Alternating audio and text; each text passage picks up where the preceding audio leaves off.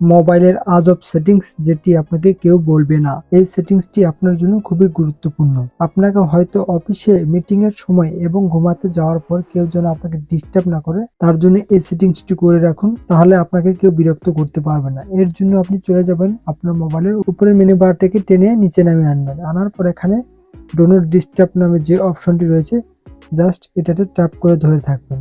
Tap করে ধরে থাকার পর ডো নট ডিস্টার্ব অপশনটি এখান থেকে অন করে দিবেন।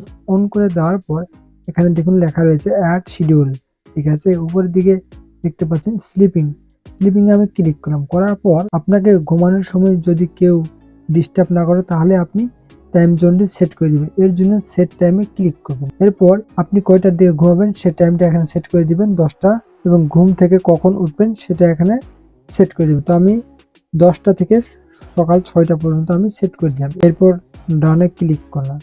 দেখুন স্লিপিং মোড চালু হয়ে গেছে আমার 10টা থেকে সকাল 6টা পর্যন্ত। এর মধ্যে যদি কেউ কল দেয় তাহলে কিন্তু আপনার ফোনে কোনোভাবে কল আসবে না। আমি নিজে সেভ বাটনে ক্লিক করলাম।